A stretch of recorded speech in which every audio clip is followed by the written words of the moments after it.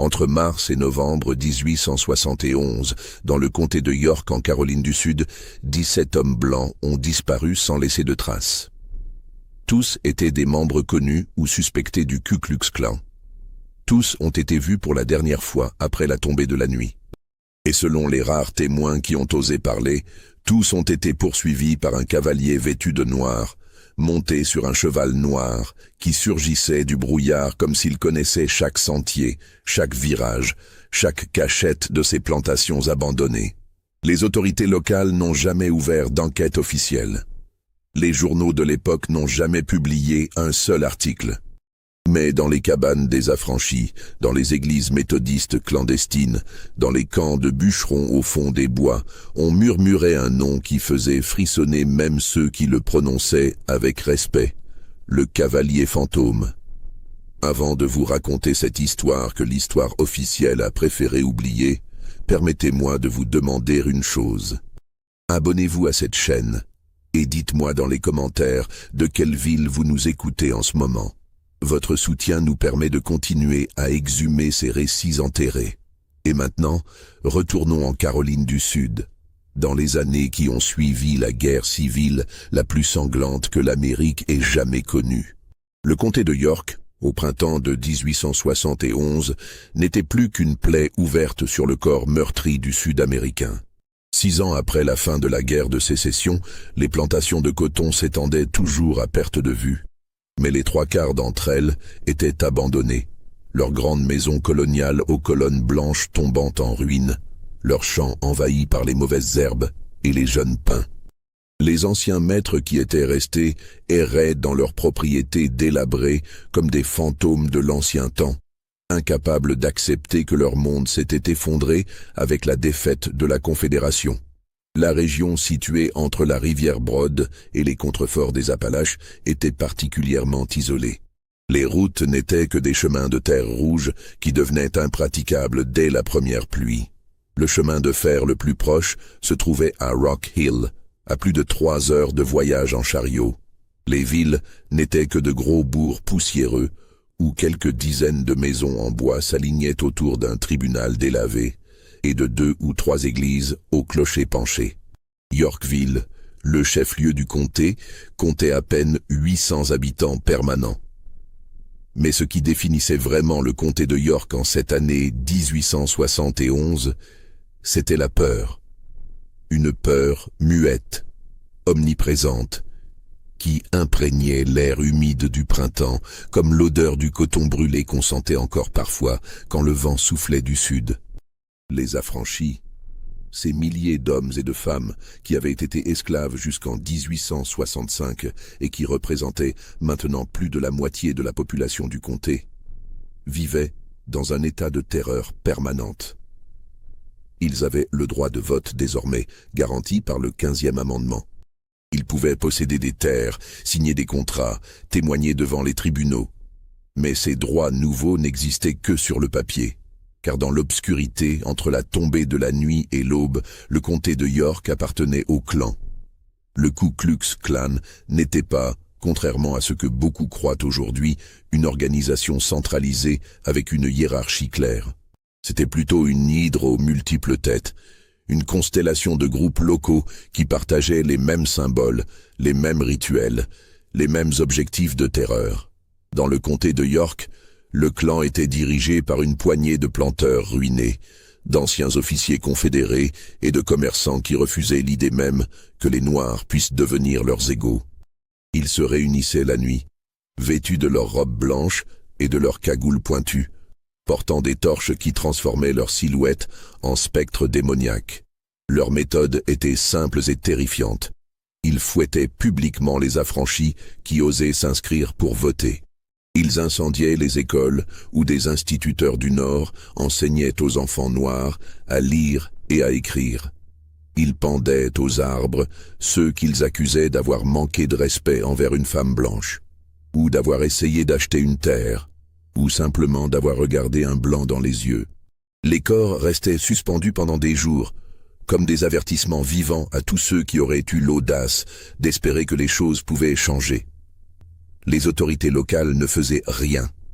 Le shérif du comté Un homme corpulent nommé Thomas Gaffney était largement soupçonné d'être membre du clan lui-même.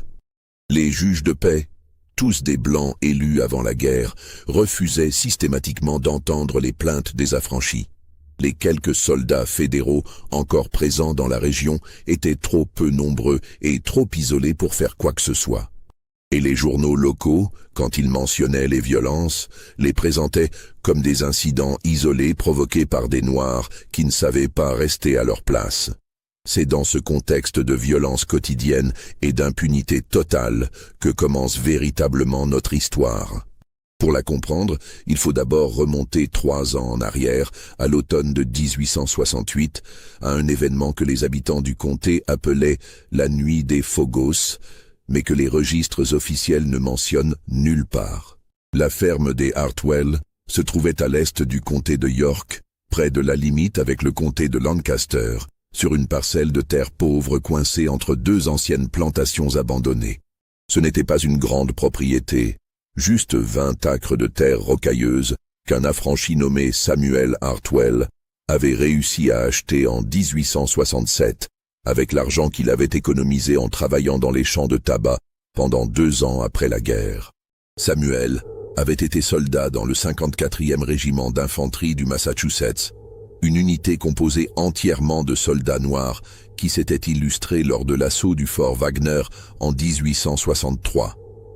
Il avait été blessé 2 fois, une balle dans l'épaule à Olustee et un éclat d'obus dans la cuisse pendant la campagne de Richmond.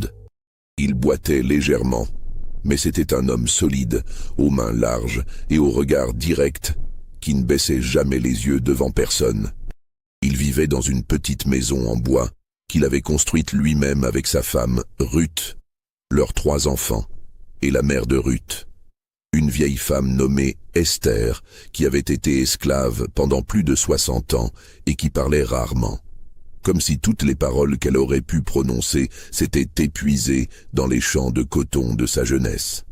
Les Hartwell cultivaient du maïs, quelques légumes, élevaient des poules et un cochon. Ce n'était pas grand-chose, mais c'était à eux. Samuel avait cloué au-dessus de sa porte un morceau de papier sur lequel était écrit en lettres maladroites, mais fermes, propriété de S. Hartwell, homme libre. Les ennuis avaient commencé en septembre 1868, quand Samuel s'était rendu à Yorkville pour s'inscrire sur les listes électorales. C'était son droit désormais, garanti par la Constitution. Il avait fait la queue pendant 3 heures devant le bureau du greffier, sous les regards hostiles des Blancs qui le fixaient depuis l'autre côté de la rue. Quand son tour était venu, il avait signé le registre de sa plus belle écriture, celle qu'il avait apprise pendant la guerre grâce à un sergent abolitionniste de Boston qui enseignait aux soldats noirs pendant les longues soirées de campement. 2 semaines plus tard, par une nuit sans lune du début octobre, ils étaient venus. Selon les témoignages fragmentaires recueillis plus tard par un pasteur méthodiste qui notait ces événements dans un journal personnel jamais publié de son vivant, il devait y avoir une 15aine d'hommes. Ils portaient les robes blanches caractéristiques du clan et des cagoules qui ne laissaient voir que leurs yeux. Ils étaient arrivés à cheval vers 2 heures du matin, en silence d'abord, puis en poussant des cris de guerre confédérés qui avaient dû réveiller Samuel et sa famille dans leur sommeil. Ce qui s'est passé ensuite a été reconstitué à partir de plusieurs sources. Les marques laissées sur le sol, les objets retrouvés, et surtout les témoignages de 2 affranchis qui habitaient à près d'1 mile de là, et qui avaient vu les flammes illuminer le ciel nocturne. Ils n'avaient pas osé s'approcher cette nuit-là. Bien sûr, personne n'aurait osé. Mais au lever du jour, quand la fumée était devenue visible à des miles à la ronde, plusieurs hommes s'étaient rendus prudemment à la ferme des Hartwell. Ils avaient trouvé la maison réduite en cendres. Les poutres encore fumantes formaient un squelette noir contre le ciel gris de l'aube. L'odeur était épouvantable, un mélange de bois calciné, de chair brûlée et de quelque chose d'autre, quelque chose de plus profond et plus terrible que les témoins ne pouvaient pas nommer. Dans les ruines, ils avaient découvert 5 corps. Ruth, les 3 enfants et la grand-mère Esther. Ils étaient si carbonisés qu'il était difficile de les distinguer des poutres noircies. Mais Samuel n'était pas parmi eux. On l'avait retrouvé à 50 mètres de la maison, pendu à un vieux chêne qui marquait la limite entre sa propriété et les terres abandonnées d'à côté. Il portait encore sa chemise de nuit. Ses pieds nus pendaient à quelques centimètres du sol. Son visage était tuméfié, couvert de sang séché. Il avait visiblement été battu avant d'être pendu. Sur sa poitrine, quelqu'un avait épinglé un morceau de papier avec un message grossièrement écrit « Voilà ce qui arrive aux nègres qui veulent voter ». Le pasteur méthodiste qui avait recueilli ces informations, un homme du Nord nommé Josiah Fletcher, qui tenait une petite église pour les affranchis près de Yorkville, avait noté dans son journal « Aujourd'hui, le 11 octobre 1868, j'ai vu ce qu'est vraiment l'enfer sur terre. J'ai enterré Samuel Hartwell et sa famille dans un coin du cimetière que les Blancs n'utilisent pas. 13 personnes étaient présentes. Personne n'a osé parler à voix haute. Pendant toute la cérémonie, j'ai senti des regards nous observer depuis la lisière du bois. Le shérif Gaffney n'est jamais venu. Personne ne viendra. Il n'y aura pas de justice pour les Hartwell. » Ce que le pasteur Fletcher ne savait pas, c'est que cette nuit-là, dans les bois autour du cimetière, quelqu'un observait effectivement la scène. Quelqu'un qui connaissait Samuel Hartwell. Quelqu'un qui avait servi avec lui dans le 54e régiment du Massachusetts. Quelqu'un qui venait d'apprendre que son frère d'armes et toute sa famille avaient été massacrés pendant qu'il se trouvait à Charleston, à plus de 100 miles au sud, cherchant du travail dans les chantiers navals. Cet homme s'appelait Elijah Crane. Et ce qu'il a ressenti en regardant la poignée d'affranchis terrifiés enterrer son ami dans ce coin oublié d'un cimetière ségrégationniste sous la menace invisible du clan, personne ne le saura jamais avec certitude. Mais ce que nous savons, c'est que lorsqu'Elijah Crane a quitté ce cimetière ce jour-là, quelque chose s'était brisé en lui. Ou peut-être s'était-il forgé, comme un métal porté à blanc puis trempé dans l'eau glacée. Dans les mois qui suivirent, il ne se fit plus appeler Elijah Crane. Il devint quelqu'un d'autre. Ou plutôt, il devint une ombre, un murmure, une légende qui commençait à circuler dans les cabanes des affranchis et bientôt dans les cauchemars des hommes du clan. L'hiver de 1868 à 1869 fut particulièrement rigoureux dans le comté de York. La neige tomba 3 fois, ce qui était rare dans cette région, et les températures descendirent si bas que plusieurs puits gelèrent. Les routes devinrent impraticables pendant des semaines. Les gens restaient chez eux, brûlant tout ce qu'ils pouvaient trouver pour se chauffer, attendant que le printemps revienne. Pour les affranchis, cet hiver fut un répit. Le clan ne chevauchait pas par les nuits glaciales. Les raids nocturnes cessèrent presque complètement entre décembre et février. On pouvait dormir sans écouter constamment les bruits de sabots sur la route. Les enfants pouvaient aller à l'école sans que leurs parents se demandent s'ils les reverraient le soir.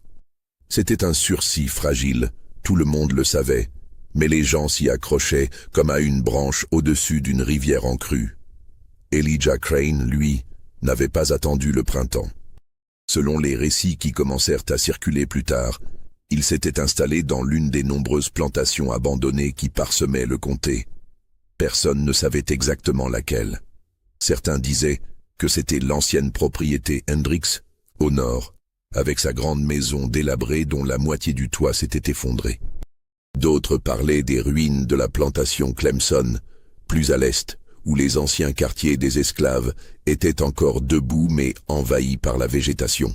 Quelques-uns juraient l'avoir aperçu près des vestiges de la propriété McConnell, au sud de la rivière Broad, là où les bois étaient si denses qu'on pouvait se perdre à 20 mètres de la route. Ce qui est certain, c'est qu'Elijah connaissait ces terres comme peu d'hommes les connaissaient. Il avait grandi dans le comté voisin, fils d'une esclave et d'un homme dont personne ne prononçait jamais le nom. Il avait travaillé dans les champs jusqu'à l'âge de 22 ans, jusqu'au moment où la guerre avait éclaté et où les soldats de l'Union étaient arrivés, offrant la liberté à tous ceux qui voudraient prendre les armes contre la Confédération. Elijah avait été l'un des premiers à s'enrôler.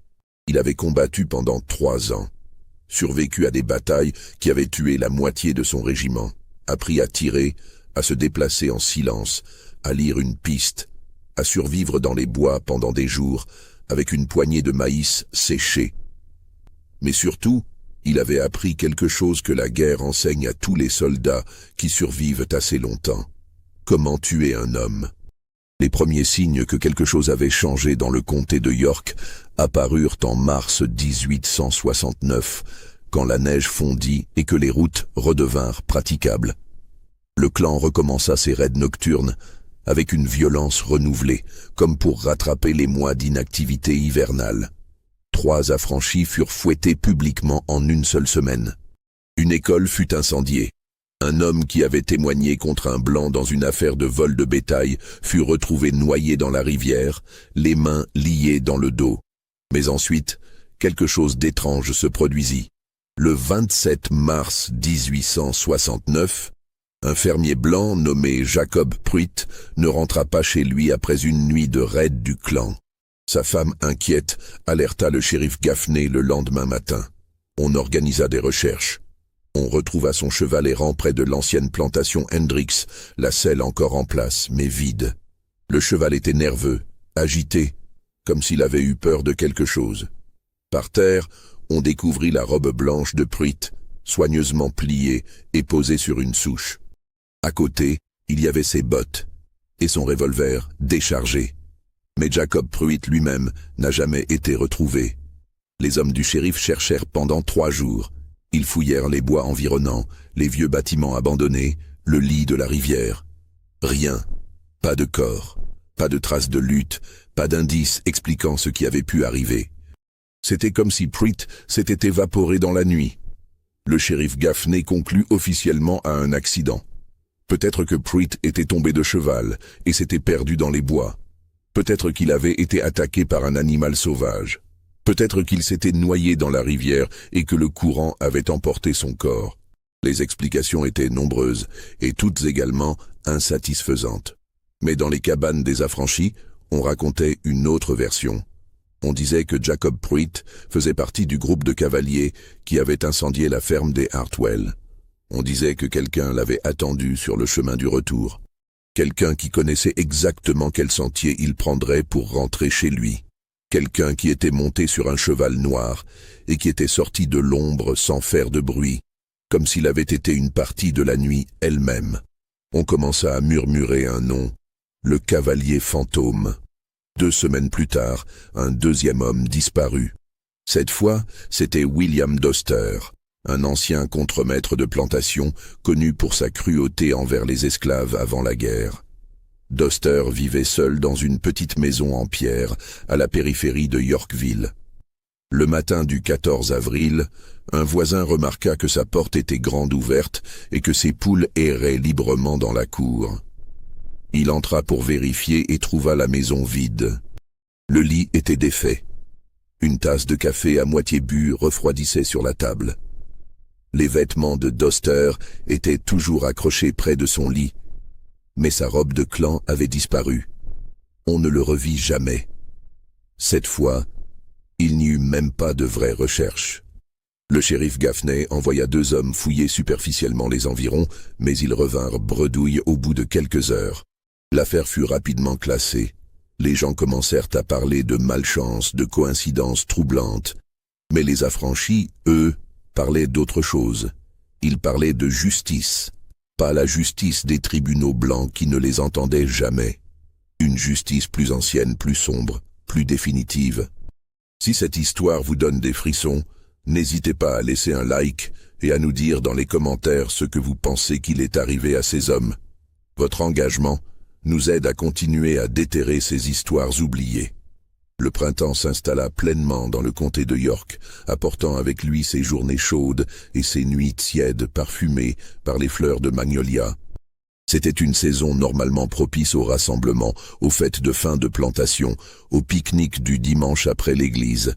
Mais en cette année 1869, une atmosphère étrange pesait sur le comté. Les Blancs parlaient à voix basse dans les rues de Yorkville. Les magasins fermaient leurs portes plus tôt que d'habitude. Les hommes regardaient par-dessus leur épaule en marchant. Car les disparitions continuaient. Le 23 avril, ce fut Thomas Killian, un jeune fermier de 28 ans qui vivait près de la frontière avec le comté de Chester. Killian était connu pour être un membre particulièrement zélé du clan local. Il avait participé à plusieurs raids, et on disait qu'il avait personnellement fouetté un vieil affranchi qui avait osé demander un salaire pour son travail. La nuit de sa disparition, Killian était sorti pour vérifier ses pièges à lapins le long de la lisière du bois. Sa femme l'attendit jusqu'à l'aube. Quand il ne revint pas, elle alla chercher de l'aide. On retrouva ses pièges intacts. On retrouva aussi des traces de sabots de cheval dans la boue molle, près d'un vieux chêne. Et accroché à une branche basse de cet arbre, soigneusement noué, il y avait un morceau de corde neuve. Juste un morceau, comme un message. Thomas Killian ne fut jamais retrouvé. Les disparitions suivirent un schéma troublant que le shérif Gaffney refusait obstinément de reconnaître publiquement, mais que tout le monde dans le comté avait fini par remarquer. Les hommes qui disparaissaient étaient tous des membres connus ou fortement suspectés du clan. Ils disparaissaient toujours la nuit. Ils disparaissaient toujours après avoir participé à un raid ou à une réunion de l'organisation. Et ils ne laissaient jamais de traces explicites de violence, juste ces petits détails troublants, une robe pliée, un cheval errant, une corde accrochée à un arbre. Plus troublants encore étaient les témoignages qui commençaient à émerger. Un fermier qui vivait près de la route de Rock Hill jura avoir vu, par une nuit de pleine lune, un cavalier vêtu de noir passer au galop devant sa maison, suivi quelques minutes plus tard par un autre cavalier qui semblait le poursuivre. Le premier cavalier ne faisait aucun bruit, selon le témoin, pas même le martèlement des sabots qu'on devrait normalement entendre. Le deuxième cavalier, lui, faisait tout le bruit du monde, criant et fouettant sa monture comme un homme poursuivant un fantôme. Une femme qui vivait seule dans une petite maison, près de l'ancienne plantation McConnell, raconta qu'elle avait été réveillée par des cris dans la nuit, des cris d'hommes, des cris de terreur pure, puis un silence soudain et complet. Au matin, elle avait trouvé dans son jardin un capuchon blanc de clan, maculé de boue et déchiré, comme si quelqu'un l'avait arraché violemment. Elle l'avait brûlé immédiatement et n'en avait parlé à personne pendant des semaines, jusqu'à ce qu'un pasteur qu'elle connaissait la convainque de témoigner. Les membres du clan commençaient à avoir peur. Pour la première fois depuis des années, les chasseurs devenaient les proies. Ils continuaient leur raid, mais avec moins d'assurance. Ils chevauchaient en groupes plus importants. Ils évitaient certaines routes, certains bois, certains endroits où des hommes avaient disparu. Et surtout, ils parlaient. Dans les tavernes de Yorkville, quand ils pensaient que personne ne les écoutait, les hommes blancs murmuraient des théories. Certains disaient que c'était l'œuvre des soldats fédéraux, une opération secrète pour éliminer les leaders du clan. D'autres parlaient d'un gang de noirs armés venus du Nord, des militants radicaux qui voulaient déclencher une guerre raciale. Quelques-uns, plus superstitieux, évoquaient des explications plus sombres, un esprit vengeur, une malédiction, le fantôme de tous les esclaves morts dans les champs de coton qui revenaient réclamer son dû. Mais ceux qui connaissaient la vérité, ou du moins une partie de celle-ci, étaient les affranchis qui vivaient dans les zones rurales du comté. Ils ne parlaient pas ouvertement, bien sûr, pas aux Blancs, pas aux autorités, mais entre eux, dans leurs églises, dans leurs maisons, ils racontaient ce qu'ils avaient vu et entendu.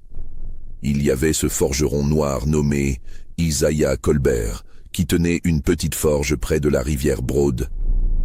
Un soir de mai, alors qu'il travaillait tard pour réparer une roue de chariot, il avait entendu le bruit de sabots approcher. Il était sorti de sa forge et avait vu un cavalier s'arrêter près de son puits pour faire boire son cheval. Le cavalier était grand, vêtu d'un long manteau noir qui descendait presque jusqu'à ses bottes. Il portait un chapeau à large bord qui cachait son visage dans l'ombre. Son cheval était noir également, un animal magnifique et puissant qui buvait calmement comme s'il avait tout son temps. Isaiah avait fait quelques pas vers le cavalier, hésitant.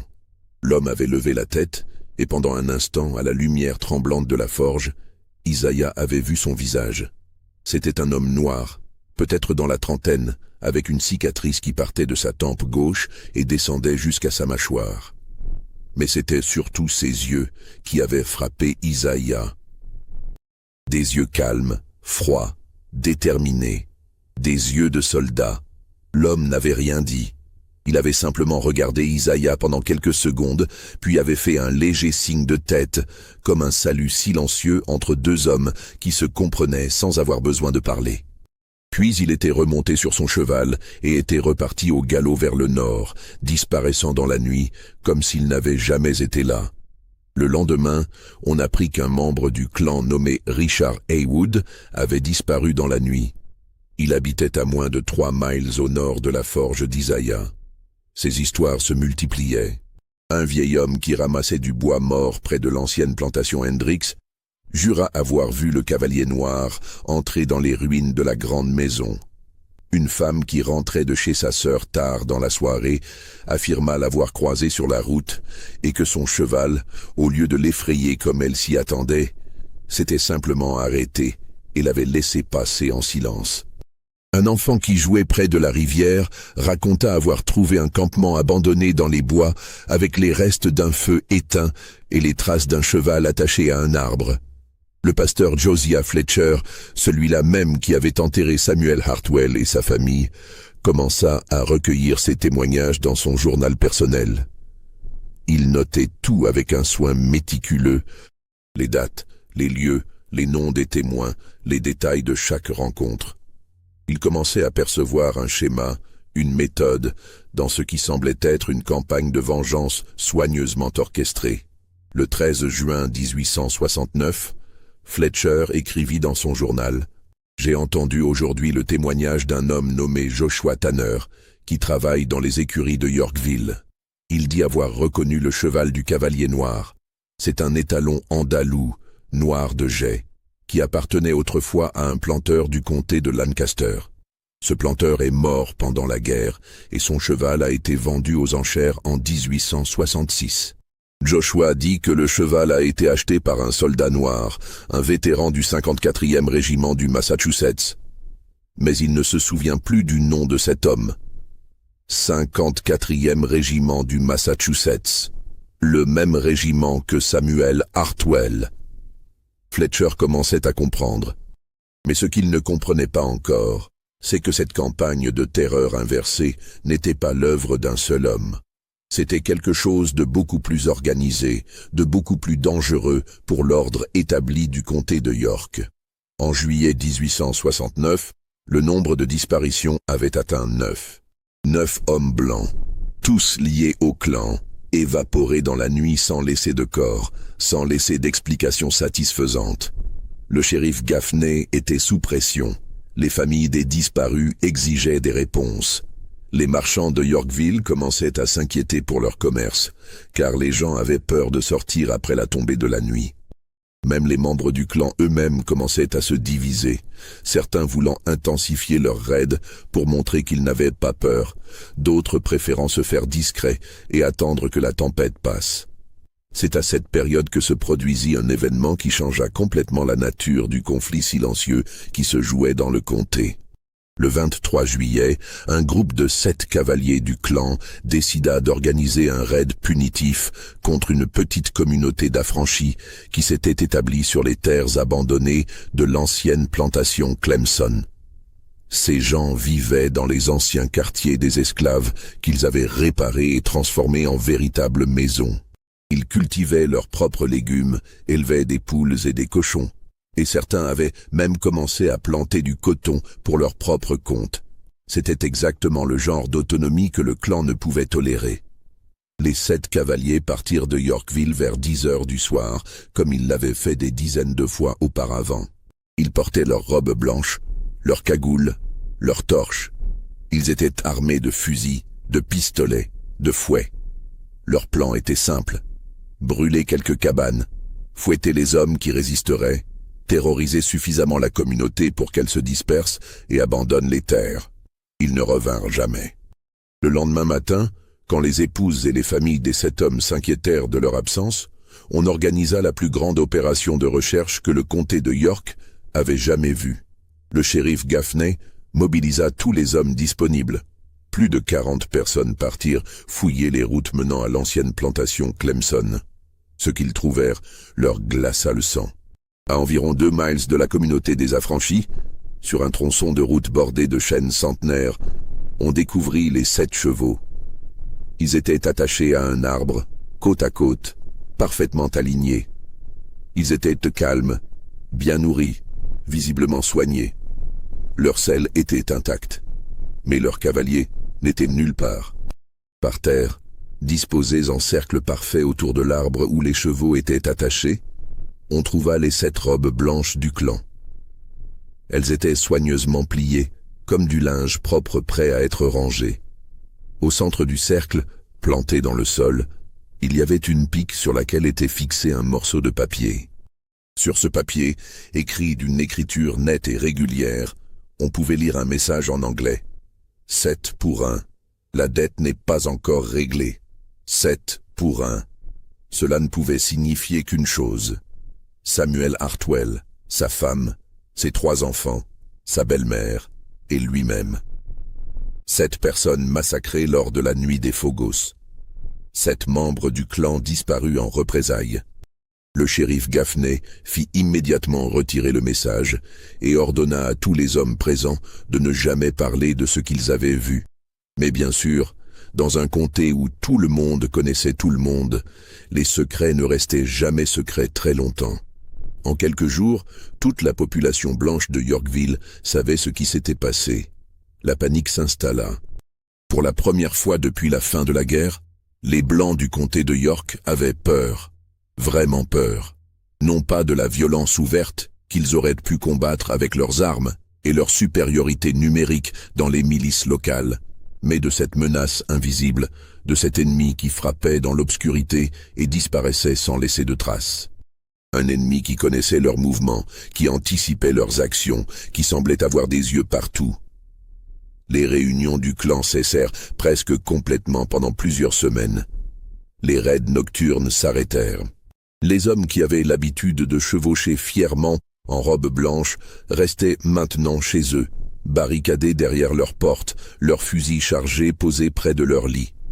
Certains quittèrent même le comté, prétextant devoir rendre visite à de la famille ailleurs ou avoir trouvé du travail dans d'autres régions. Mais le plus étrange, c'est ce qui se passa du côté des affranchis. La communauté de l'ancienne plantation Clemson, celle qui devait être attaquée cette nuit-là, rapporta quelque chose de troublant. Vers minuit, alors que plusieurs hommes montèrent la garde comme ils le faisaient chaque nuit depuis des mois, ils avaient vu arriver un groupe de cavaliers.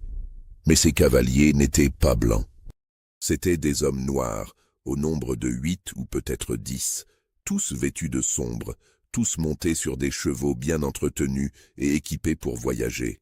Ils s'étaient arrêtés à la lisière de la communauté et leur leader, un homme grand portant un long manteau noir, avait demandé à parler aux anciens. La conversation qui s'était ensuivie n'avait duré que quelques minutes. L'homme au manteau noir avait expliqué qu'un groupe de clansmen était en route pour attaquer la communauté, mais qu'il ne viendrait pas. Il avait dit que lui et ses hommes s'en étaient occupés. Il avait dit que la communauté pouvait dormir tranquille cette nuit-là. Puis, avant que quiconque puisse poser des questions, les cavaliers étaient repartis aussi silencieusement qu'ils étaient venus. Un des anciens de la communauté, un homme âgé nommé Abraham Willis, qui avait été esclave pendant 50 ans avant la guerre, avait eu le temps de demander « Qui êtes-vous » L'homme au manteau noir s'était retourné sur sa selle et avait simplement répondu « Des soldats. Nous sommes des soldats qui n'ont pas fini de servir. » Cette réponse circula rapidement parmi les affranchis du comté. Des soldats, des hommes qui avaient combattu pour l'Union, qui avaient risqué leur vie pour que l'esclavage prenne fin, et qui revenaient maintenant pour protéger ceux qui étaient censés être libres, mais qui vivaient encore dans la terreur. Ce n'était plus un cavalier solitaire qu'on murmurait dans les cabanes, c'était une unité, une force organisée, une armée dans l'ombre. Le pasteur Fletcher comprit alors l'ampleur de ce qui se passait. Il écrivit dans son journal, le 30 juillet, « Ce n'est pas un homme, ce n'est pas de la vengeance aveugle, c'est quelque chose de beaucoup plus dangereux. c'est de la résistance organisée. Ces hommes, ces soldats, comme ils se nomment eux-mêmes, ont créé un réseau. Ils se déplacent de nuit, ils frappent avec précision, ils protègent les communautés vulnérables. Ils font ce que le gouvernement fédéral devrait faire, mais ne fait pas. Ils font ce que les lois promettent, mais n'accomplissent pas. Et le plus terrifiant pour les hommes du clan, c'est qu'ils sont invisibles. On ne sait pas combien ils sont, d'où ils viennent, où ils se cachent.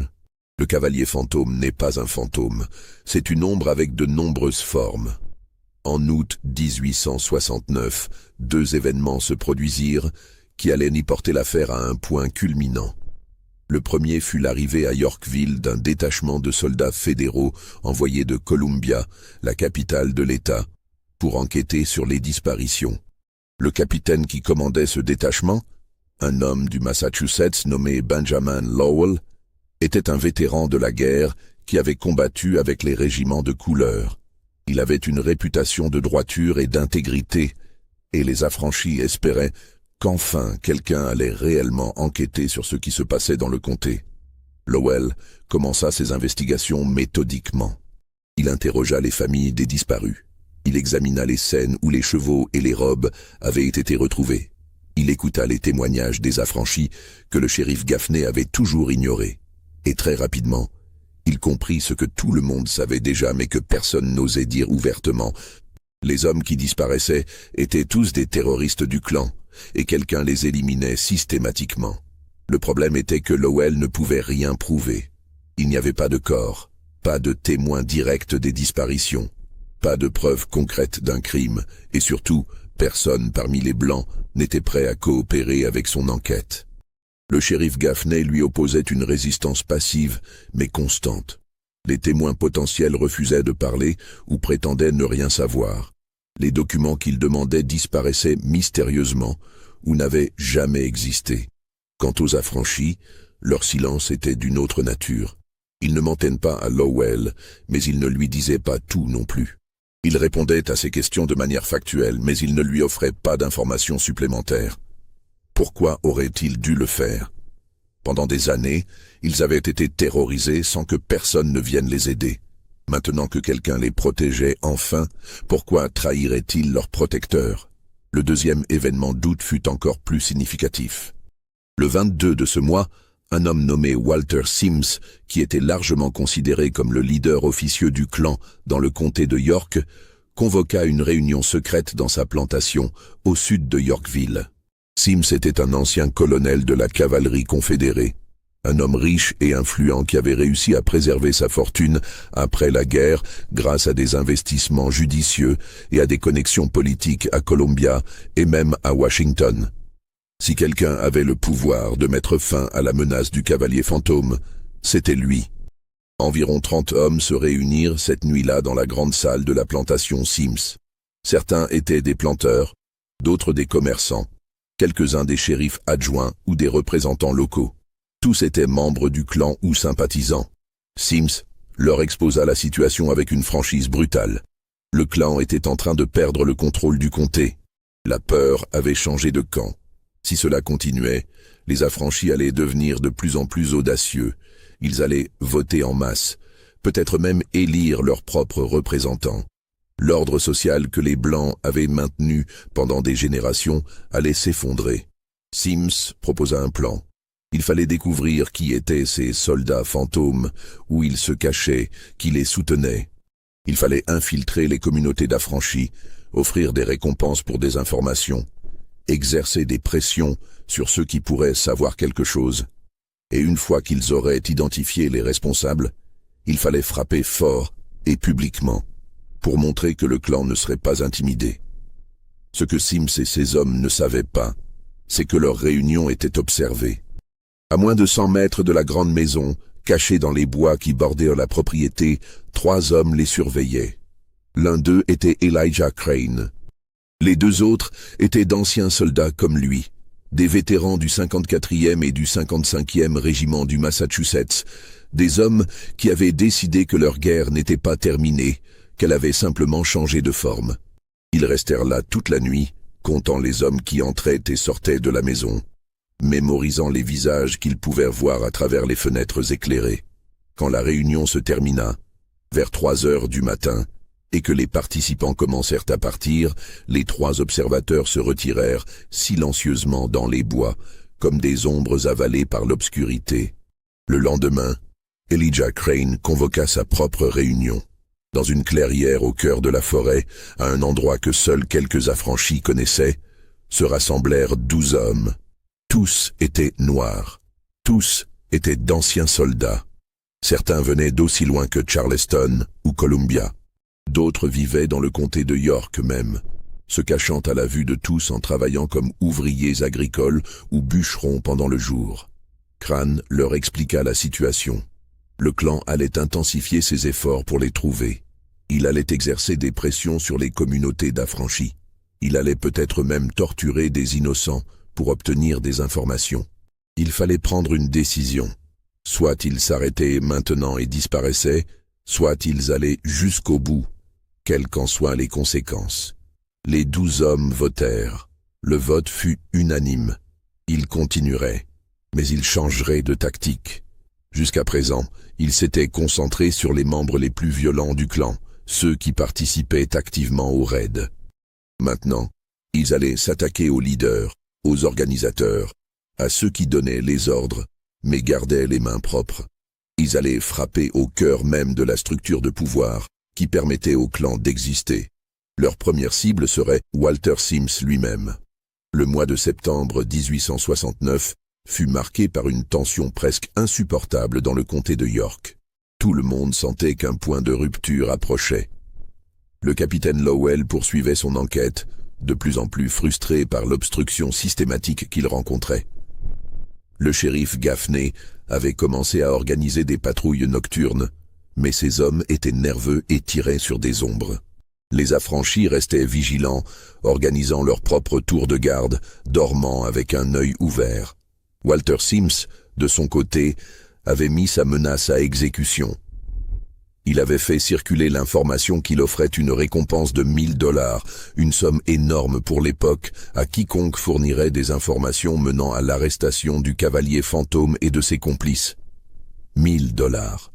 C'était plus que ce que la plupart des affranchis pouvaient espérer gagner en 5 ans de travail. C'était une tentation terrible, et Sims le savait. Mais la loyauté des communautés noires tenait bon. Personne ne vint réclamer la récompense. Pas un seul nom ne fut donné. Le silence était total, impénétrable. C'était une forme de résistance que Sims n'avait pas anticipée, et cela le rendait furieux. Le 10 septembre, Sims fit une erreur. Dans sa frustration, il ordonna un raid punitif contre l'église méthodiste du pasteur Fletcher. Ce n'était pas une action du clan officiel, juste un groupe de 7 ou 8 hommes qui décidèrent de faire passer un message. Ils arrivèrent un dimanche matin, pendant le service, entrèrent dans l'église et exigèrent que Fletcher leur donne les noms de ceux qui savaient quelque chose sur le cavalier fantôme. Fletcher refusa. Ils le traînèrent dehors devant sa congrégation terrifiée et le frappèrent violemment, lui cassant 2 côtes et lui fendant l'arcade sourcilière. Puis ils partirent, laissant le pasteur ensanglanté dans la poussière devant son église. Ce fut la goutte d'eau qui fit déborder le vase. Jusque-là, Elijah Crane et ses hommes s'étaient concentrés exclusivement sur les membres du clan. Ils avaient évité de faire des victimes innocentes. Ils avaient même évité de tuer, se contentant de faire disparaître leur cible d'une manière qui laissait planer le doute. Mais l'attaque contre Fletcher était différente. C'était une attaque contre un homme de Dieu, contre un symbole de la communauté, devant des témoins innocents. C'était franchir une ligne. 3 jours après l'attaque, dans la nuit du 13 septembre, Elijah Crane et 4 de ses hommes pénétrèrent dans la plantation de Walter Sims. Ils avaient étudié les lieux pendant des semaines. Ils connaissaient les habitudes des gardes que Sims avait embauchés. Ils savaient où les chiens étaient attachés. Ils savaient quel étage Sims occupait dans la grande maison, quelle fenêtre donnait sur sa chambre. Ils se déplacèrent comme des ombres à travers les jardins négligés, passant entre les patrouilles avec une précision née de leurs années d'expérience militaire.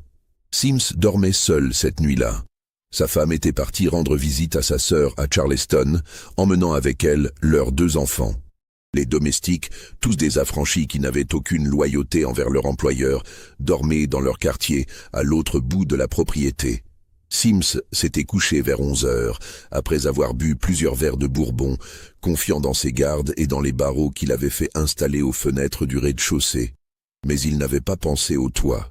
Elijah et ses hommes montèrent par la véranda arrière, se hissèrent sur le toit de la cuisine attenante, puis jusqu'à la fenêtre du 2e étage. La fenêtre de la chambre de Sims n'était pas verrouillée. Il faisait chaud cette nuit-là, et Sims l'avait laissée entr'ouverte pour laisser entrer l'air. Quand Sims se réveilla, il y avait un homme debout à côté de son lit, tenant une lampe à huile d'une main et un revolver de l'autre. L'homme portait un long manteau noir, malgré la chaleur. Son visage était partiellement caché par l'ombre de son chapeau, mais Sims pouvait voir la cicatrice qui descendait de sa tempe à sa mâchoire, et il pouvait voir ses yeux. Des yeux qui le regardaient sans colère, sans haine, avec juste une détermination froide et implacable.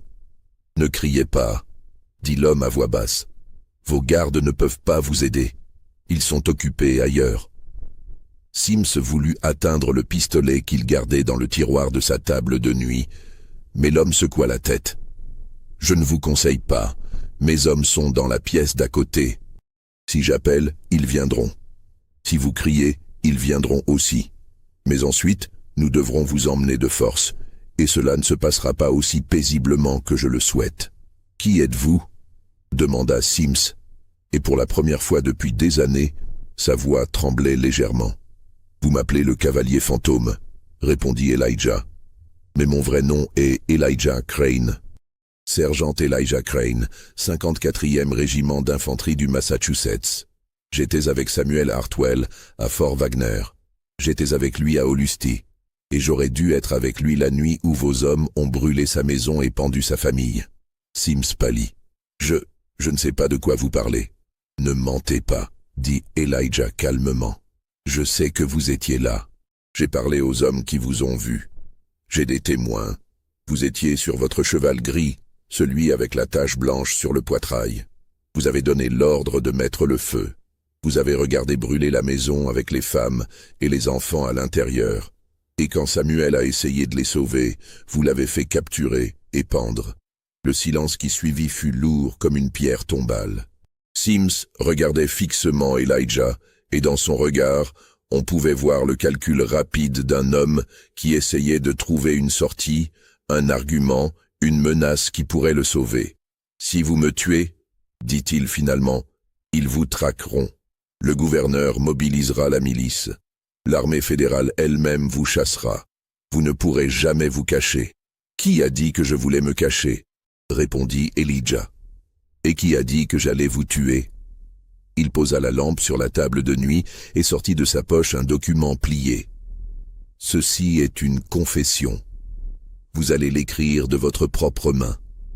Vous allez y détailler tous les raids du clan auxquels vous avez participé, tous les noms des hommes qui étaient avec vous, tous les crimes que vous avez commis ou ordonnés. Et quand vous aurez fini, vous allez signer ce document, et je vais le garder en lieu sûr. Si jamais il arrive quelque chose aux affranchis de ce comté, si jamais le clan essaie de reprendre ses activités, ce document sera envoyé au capitaine Lowell, aux journaux de Columbia, peut-être même aux journaux du Nord. Votre nom sera connu de tous, votre réputation sera détruite. Et vous passerez le reste de votre vie en prison, si vous avez de la chance. »« Vous êtes fou, » murmura Sims. « Vous pensez vraiment que je vais vous donner une telle arme ?» Elijah s'assit calmement sur la chaise près du lit. « Vous avez un choix, monsieur Sims. Soit vous écrivez cette confession, soit vous disparaissez comme les 17 autres hommes que nous avons emmenés ces derniers mois. » Oh, vous vous demandez ce qui leur est arrivé? Certains sont toujours en vie. Nous les avons emmenés loin, très loin, dans des endroits où personne ne les retrouvera jamais. D'autres, eh bien disons simplement que les forêts de Caroline du Sud sont grandes et que la terre ne parle pas. Il laissa cette information s'installer dans l'esprit de Sims. Vous pouvez vivre, monsieur Sims. Vous pouvez garder votre maison, votre terre, votre nom. Tout ce que vous avez à faire, c'est écrire ce document et promettre de ne plus jamais lever la main contre un homme noir de ce comté. C'est un marché généreux, étant donné ce que vous avez fait. » Sims regarda le papier, puis Elijah, puis de nouveau le papier. Ses mains tremblaient. Il était piégé, et il le savait. S'il refusait, cet homme le ferait disparaître et personne ne pourrait l'aider. S'il acceptait, il mettrait son destin entre les mains de ses ennemis. Mais au moins, il vivrait. « Comment puis-je être sûr que vous tiendrez parole ?» demanda-t-il enfin. « Vous ne pouvez pas, » répondit Elijah simplement. « Mais avez-vous vraiment le choix ?» Le silence s'étira pendant ce qui sembla une éternité. Puis, lentement, Sims tendit la main et prit le papier. Il écrivit pendant plus d'1 heure, sa main tremblante traçant des lignes de confession qui auraient pu le pendre 10 fois. Il nomma 23 hommes qui avaient participé au raid. Il détailla 7 meurtres, 12 incendies, des dizaines de passages à tabac. Il admit son rôle dans la nuit des Fogos, décrivant avec des détails atroces comment ils avaient piégé la famille Hartwell dans leur maison avant d'y mettre le feu. Quand il eut terminé, Elijah lut attentivement le document à la lumière de la lampe. Puis il le plia soigneusement et le rangea dans sa poche. « Maintenant, » dit-il en se levant, « vous allez faire passer un message à tous les hommes dont vous avez écrit les noms. Vous leur direz que le cavalier fantôme a des yeux partout. Vous leur direz que chaque nuit, nous les surveillons. Vous leur direz que s'ils touchent à un seul cheveu d'un affranchi, s'ils brûlent une seule maison, s'ils lèvent une seule fois la main pour frapper, ils disparaîtront. Et vous leur direz qu'ils ne pourront pas nous arrêter, parce que nous sommes une ombre avec 1000 visages. » Il se dirigea vers la fenêtre, puis s'arrêta et se retourna. « Une dernière chose, monsieur Sims. Vous avez pris 7 vies cette nuit-là, à la ferme des Hartwell. Nous avons pris 17 des vôtres en retour. La dette est maintenant réglée. Mais si jamais vous recommencez, nous ne compterons plus. Nous prendrons tout. » Puis il disparut par la fenêtre, aussi silencieusement qu'il était venu, laissant Walter Sims assis dans son lit, tremblant, fixant le mur devant lui, comme un homme qui vient de voir sa propre mort et qui a été épargné au dernier moment. Le lendemain matin, quand les gardes vérifièrent la chambre de Sims, ils le trouvèrent habillé, assis dans son fauteuil, regardant par la fenêtre. Il ne dit rien de ce qui s'était passé. Mais dans les jours qui suivirent, il convoqua discrètement plusieurs hommes pour des conversations privées. Et après ces conversations, quelque chose de remarquable se produisit. Les raids du clan cessèrent complètement. Les mois qui suivirent la visite d'Elijah Crane à Walter Sims furent marqués par un changement subtil mais profond dans le comté de York. La violence ouverte contre les affranchis s'arrêta presque du jour au lendemain. Les robes blanches disparurent des routes nocturnes. Les torches ne brûlèrent plus devant les cabanes des Noirs. Les fouets se turent. Le capitaine Lowell, qui poursuivait toujours son enquête sur les disparitions, nota ce changement dans son rapport au commandant militaire de Columbia. « Il est remarquable, » écrivit-il en octobre 1869, que depuis le milieu de septembre, aucun incident n'a été signalé impliquant le Ku Klux Klan dans ce comté. Les affranchis rapportent pouvoir circuler librement, même la nuit. Les écoles ont rouvert sans être menacées.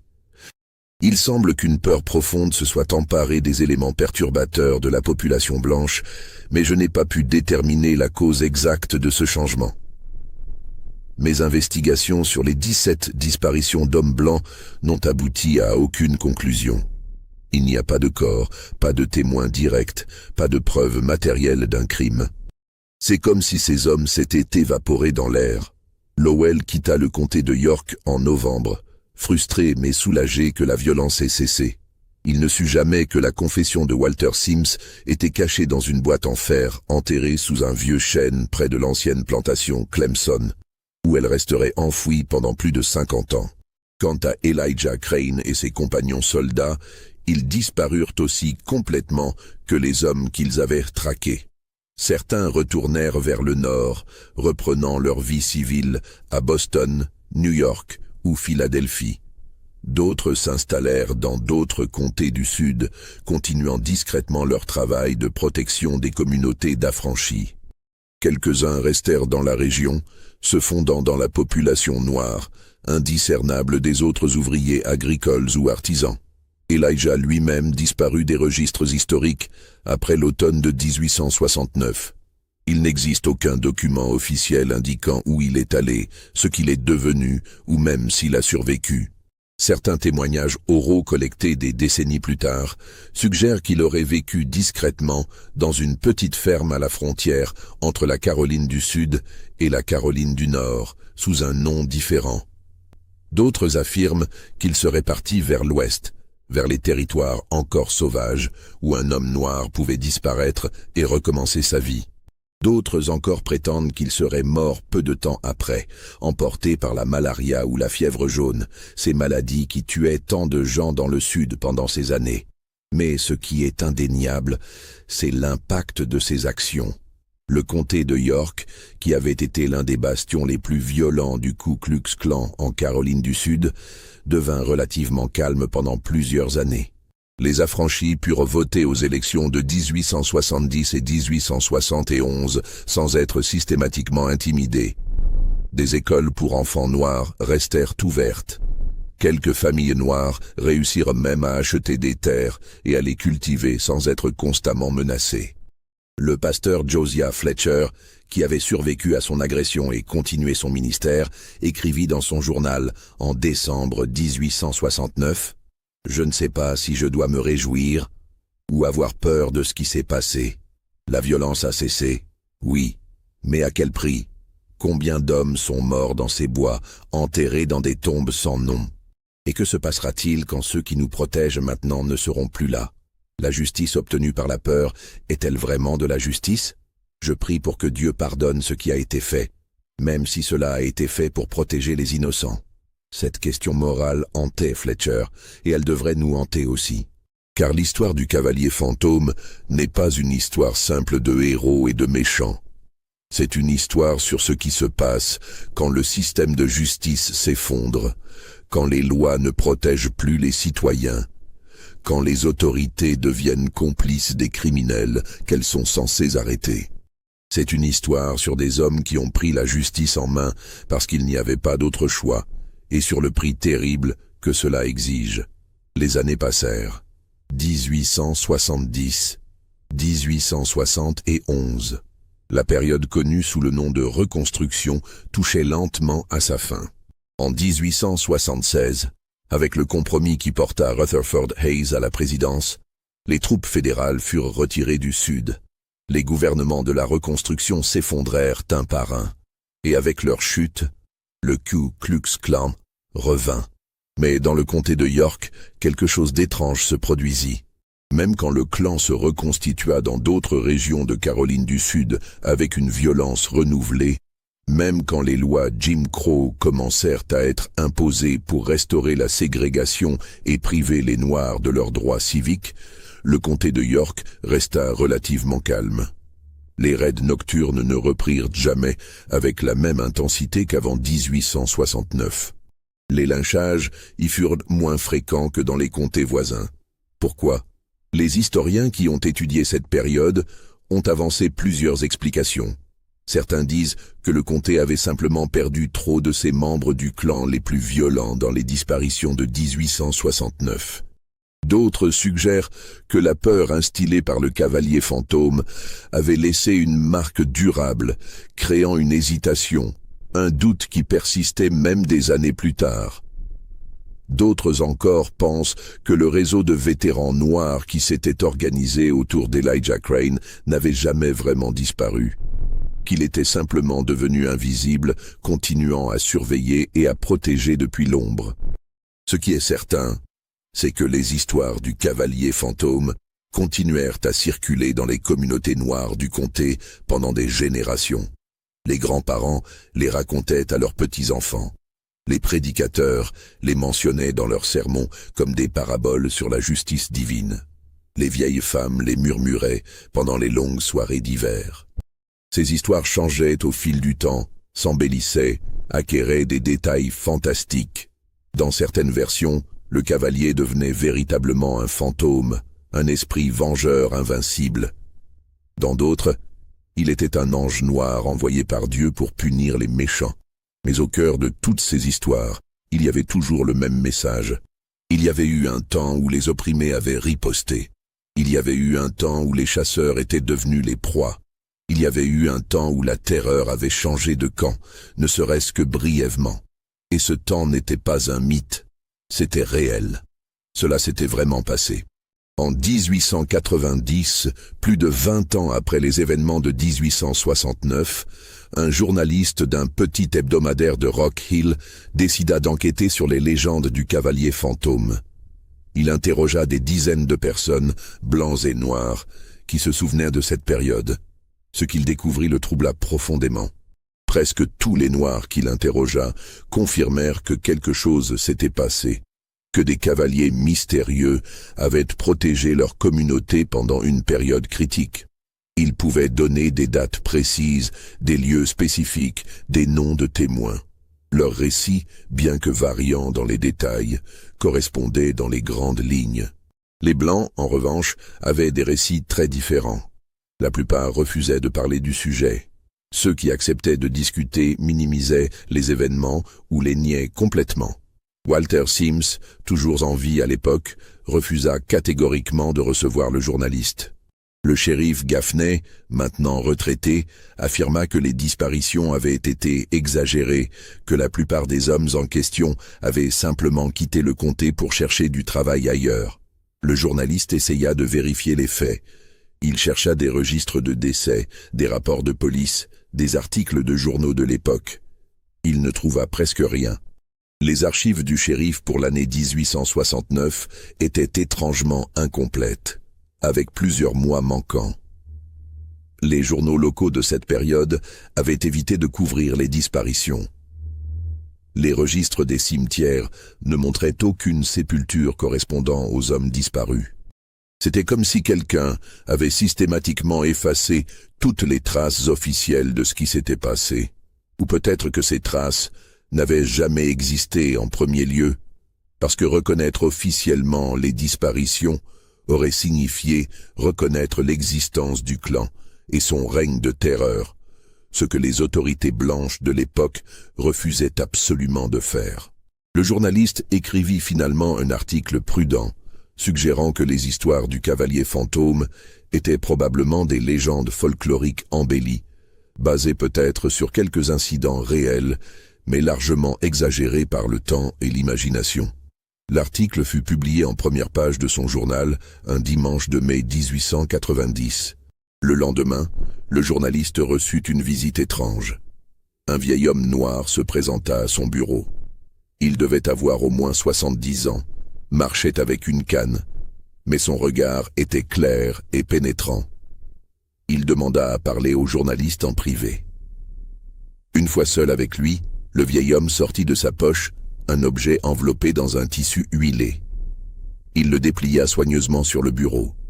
C'était un document jauni, couvert d'une écriture soignée mais tremblante. Le journaliste commença à lire et réalisa avec stupéfaction qu'il tenait entre ses mains la confession de Walter Sims, datée du 14 septembre 1869. « Où avez-vous trouvé ceci ?» demanda le journaliste, abasourdi. « Cela m'a été confié », répondit simplement le vieil homme. « Par quelqu'un qui pensait qu'un jour, le moment viendrait de le montrer au monde. Mais ce moment n'est pas encore arrivé. Je vous le montre seulement pour que vous sachiez que ce que vous avez écrit dans votre article est faux. Ce n'était pas une légende. C'était réel. Tout était réel. »« Alors pourquoi ne publiez-vous pas ce document ?» demanda le journaliste. « Pourquoi ne pas prouver une fois pour toutes ce qui s'est passé ?» Le vieil homme secoua la tête. « Parce que les hommes dont les noms sont écrits ici ont des fils. Ces fils ont du pouvoir maintenant. Ils contrôlent les tribunaux, les banques, les terres. Si ce document était rendu public, il ne servirait qu'à déclencher une nouvelle vague de violence. Les Noirs seraient accusés de chantage, de conspiration. On nous accuserait d'avoir fabriqué ce document. Et ensuite, ils viendraient nous chercher. Et cette fois, Il n'y aura pas de cavalier fantôme pour nous protéger. Il se leva, enveloppa de nouveau soigneusement le document. Un jour peut-être, quand suffisamment de temps aura passé, quand tous ceux qui sont impliqués seront morts et enterrés, quelqu'un trouvera ce document et dira la vérité. Mais pas aujourd'hui. Pas encore. Le journaliste ne publia jamais ce qu'il avait vu ce jour-là. Il n'en parla à personne. Dans ses notes personnelles, retrouvées après sa mort en 1908, il avait écrit « J'ai vu aujourd'hui la preuve que l'histoire est écrite par les vainqueurs et que parfois les victimes préfèrent que certaines histoires restent enterrées parce que la vérité est trop dangereuse à dire. » La confession de Walter Sims ne fut effectivement découverte que bien plus tard. En 1953, lors de travaux de défrichement sur ce qui avait été autrefois la plantation Clemson, des ouvriers trouvèrent une boîte en fer enterrée sous un vieux chêne mort. À l'intérieur, protégé par le métal et le goudron dont la boîte avait été enduite, se trouvaient plusieurs documents. La confession de Sims, quelques lettres personnelles d'Elijah Crane à sa sœur qui vivait à Boston, et un journal appartenant à l'un des autres soldats qui avait opéré avec lui. Ces documents furent remis à un historien local qui les authentifiait soigneusement. L'écriture de la confession correspondait à d'autres documents signés par Walter Sims. Les détails mentionnés pouvaient être recoupés avec d'autres sources historiques. Les lettres d'Elijah Crane parlaient de Samuel Hartwell et de la nuit des Phogos avec une douleur et une colère palpables. Mais même en 1953, en pleine période de ségrégation du Sud-Américain, il fut jugé trop dangereux de publier ces documents. L'historien les déposa dans les archives de l'Université de Caroline du Sud, avec une note indiquant qu'ils ne devaient pas être rendus publics avant au moins 50 ans. Ce délai fut respecté. Ce n'est qu'au début des années 2000 que des chercheurs commencèrent à étudier sérieusement ces documents et à reconstituer l'histoire du cavalier fantôme. Aujourd'hui, si vous visitez le comté de York en Caroline du Sud, vous ne trouverez aucun monument commémorant Elijah Crane ou ses compagnons. Il n'y a pas de plaque historique marquant l'endroit où la ferme des Hartwell a été incendiée. L'ancienne plantation Clemson a été morcelée et vendue, transformée en lotissements et en centres commerciaux. La plupart des endroits mentionnés dans cette histoire ont disparu ou ont été tellement transformés qu'ils sont méconnaissables. Mais dans certaines familles noires du comté, les histoires se transmettent encore. Des arrière-petits-enfants des affranchis qui ont vécu ces événements racontent encore à leurs propres enfants l'histoire du cavalier fantôme. Ces histoires ont changé avec le temps, bien sûr. Elles sont devenues des métaphores sur la résistance, sur le courage, sur le fait de ne jamais accepter l'injustice même quand elle semble invincible. Et parfois, lors des nuits sans lune, quand le brouillard monte de la rivière Broad et enveloppe les vieux chemins de terre rouge, certaines personnes jurent encore entendre le bruit de sabots de cheval dans le lointain. Un bruit qui s'approche, puis s'éloigne, puis disparaît complètement. Comme un écho d'un temps où la justice ne venait pas des tribunaux ni des lois, mais de l'obscurité elle-même. Les 17 hommes qui ont disparu entre mars et septembre 1869 n'ont jamais été retrouvés. Leurs familles ont attendu pendant des années, espérant contre tout espoir qu'ils reviendraient un jour. Certaines épouses se sont remariées. Certains enfants ont grandi en se demandant ce qui était arrivé à leur père, mais les réponses ne sont jamais venues. Le journal tenu par l'un des compagnons d'Elijah Crane, retrouvé dans la boîte en fer, offre quelques indices troublants. Il mentionne que certains des hommes capturés ont été emmenés très loin, dans d'autres États, et relâchés avec l'avertissement de ne jamais revenir en Caroline du Sud sous peine de mort. D'autres, selon le journal, ont choisi de résister et ont trouvé leur tombe dans les bois profonds où personne ne marche. Le journal ne donne aucun détail spécifique, aucun nom, aucun lieu exact. C'était probablement délibéré, une précaution au cas où le document tomberait entre de mauvaises mains. Ce que nous savons avec certitude, c'est que la campagne d'Elijah Crane et de ses compagnons n'était pas un acte de vengeance aveugle. C'était une opération militaire soigneusement planifiée et exécutée, menée par des hommes qui avaient l'expérience de la guerre et qui appliquaient leurs compétences à une nouvelle forme de combat. Ils avaient des informateurs dans les communautés d'affranchis qui les prévenaient des mouvements du clan. Ils avaient des points de ravitaillement cachés dans les plantations abandonnées. Ils avaient même établi un système de signaux pour communiquer entre eux à travers les distances. Dans une lettre à sa sœur, retrouvée dans les archives, Elijah écrivait « Tu me demandes si j'ai peur de ce que je fais. Je n'ai pas peur de mourir, Mary. J'ai déjà dû mourir 100 fois pendant la guerre, et pourtant je suis toujours là. Ce qui me fait peur, c'est l'idée que nous ayons combattu et saigné pour rien, que Samuel et tous les autres soient morts pour rien. Nous avons gagné la guerre, mais nous sommes en train de perdre la paix. Alors je fais ce que je dois faire. Je fais ce qu'aucun tribunal ne fera, ce qu'aucune loi ne fera. Je protège ceux qui ne peuvent pas se protéger eux-mêmes. Et si cela fait de moi un criminel aux yeux de la loi, alors je préfère être un criminel qu'un lâche. » Cette lettre, datée du 20 juillet 1869, est le dernier document connu écrit de la main d'Elijah Crane. Après cette date, il disparaît complètement des archives historiques. Son nom n'apparaît dans aucun recensement, aucun registre de propriété, aucun certificat de décès. C'est comme s'il s'était transformé en fumée, devenant véritablement le fantôme que les gens disaient qu'il était. Mais son héritage, lui, n'a pas disparu. Dans les années qui suivirent la reconstruction, alors que le Sud sombrait de nouveau dans la ségrégation et la violence raciale, il y eut d'autres histoires de cavaliers mystérieux qui protégeaient les communautés noires. En Géorgie, en Alabama, au Mississippi, en Louisiane, des légendes similaires émergèrent. Des histoires d'hommes vêtus de noir qui punissaient les lyncheurs, qui faisaient disparaître les membres du clan, qui veillaient sur les écoles et les églises noires. Certains historiens pensent qu'il y avait des connexions entre ces différents groupes, qu'un réseau clandestin de vétérans noirs s'était organisé à travers le Sud, partageant des tactiques et des informations, créant un système de protection parallèle là où les institutions officielles avaient échoué. D'autres pensent que c'étaient des mouvements indépendants, inspirés par les mêmes nécessités et les mêmes désespoirs. La vérité, probablement, se trouve quelque part entre les deux. Ce qui est indéniable, c'est que ces histoires, vraies ou exagérées, ont fourni un espace psychologique crucial pour les communautés noires du Sud post-reconstruction.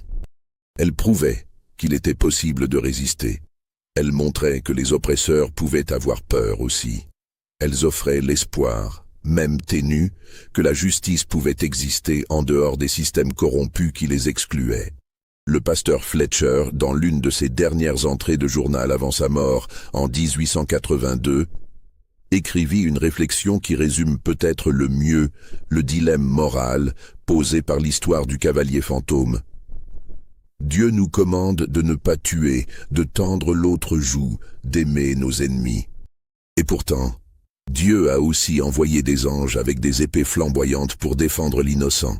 Quand les lois des hommes échouent complètement, quand le mal règne sans opposition, quand les cris des victimes ne sont pas entendus, que devons-nous faire? Accepter passivement notre sort? Ou prendre les armes comme David contre Goliath? Je ne connais pas la réponse. Je sais seulement que pendant quelques mois en 1869, mon peuple a pu dormir sans terreur. Et si c'était un péché qui a permis cela, alors que Dieu juge ceux qui l'ont commis avec la même miséricorde qu'il juge ceux qui ont souffert. Les questions soulevées par cette histoire restent pertinentes aujourd'hui. Quand les institutions censées protéger les citoyens deviennent complices de l'oppression, quelle forme de résistance est justifiable? Quand la loi elle-même est injuste, quelle autorité morale peut revendiquer ceux qui la transgressent pour protéger les innocents? Où se situe la ligne entre justice et vengeance? Ces questions n'ont pas de réponse simple, et l'histoire d'Elijah Crane ne prétend pas les fournir. Ce qu'elle nous offre, cependant, c'est un témoignage sur un moment de l'histoire américaine où des hommes ordinaires ont été poussés à faire des choses extraordinaires par des circonstances extraordinaires. Elle nous rappelle que l'histoire officielle, celle écrite dans les livres et enseignée dans les écoles, n'est qu'une partie de la vérité. Il y a toujours d'autres histoires, cachées dans les marges, enterrées dans des boîtes en fer sous de vieux arbres, transmises en murmures de génération en génération.